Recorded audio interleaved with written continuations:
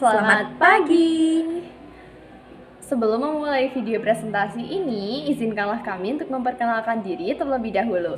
Saya Tera Halisa Putri dari 11 MP2 nomor presensi 30. Saya Natasha Naisila Bunga Rosyana dari kelas 11 MP2 nomor presensi 10.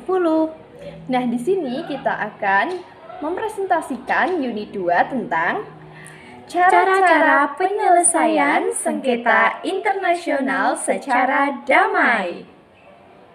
Nah, untuk pertanyaan nomor 1 yaitu apa sih pengertian dari sengketa internasional? Baik, saya akan menjelaskan apa sih sengketa internasional itu. Jadi, sengketa internasional adalah penyelesaian perselisihan antar dua negara secara damai, dan hal ini merupakan langkah yang bisa diselesaikan dengan perjanjian tanpa menempuh cara-cara kekerasan ataupun gencatan senjata. Lalu, bidang apa saja yang termasuk dalam sengketa internasional secara damai? Oke, nah jadi bidang apa saja yang terdapat dalam sengketa internasional yaitu ada 8. Kita di sini menyebutkan 8, yaitu yang pertama ada sengketa wilayah kekuasaan, yang kedua ada sumber daya alam, yang ketiga ada budaya, yang keempat ekonomi, yang kelima unsur-unsur moralitas antar bangsa, yang keenam aspek yuridis, yang ketujuh hukum, dan yang terakhir agama. Nah, untuk pertanyaan nomor 3 yaitu apa sih contoh kasus yang kita ambil? Jadi, contoh kasus penyelesaian yang kita ambil adalah penyelesaian di bawah naungan organisasi PBB. Salah satu contohnya yaitu penyelesaian sengketa perbatasan antara Ethiopia dan Eritrea pada tahun 2000. Jadi, setelah konflik berkepanjangan antara kedua negara tersebut, PBB melalui mediasi dan diplomasi berhasil menengahi perjanjian damai yang dikenal sebagai Perjanjian Algiers. Perjanjian ini membantu menetapkan perbatasan antara kedua negara dan memulai proses rekonsiliasi antar mereka. Pertanyaannya selanjutnya, tema nomor 4. Apa sih klasifikasi dan penyelesaian dari kedua sengketa tersebut?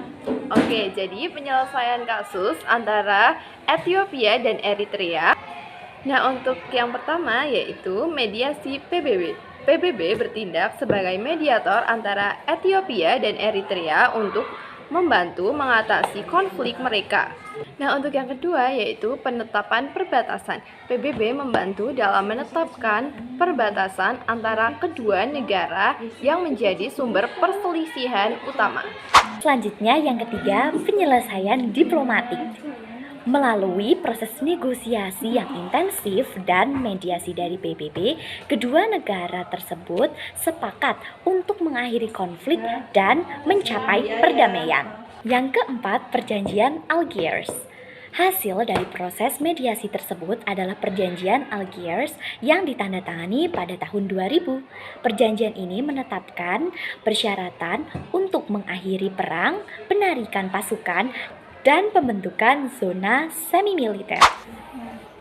Nah, untuk yang terakhir yaitu ada implementasi dan rekonsiliasi. Setelah ditetapkan, PBB membantu dalam memantau implementasi perjanjian dan mendukung proses rekonsiliasi antar kedua negara. Sekian presentasi dari kami mengenai unit 2. Cara-cara penyelesaian sengketa internasional secara damai. Terima kasih dan sampai jumpa.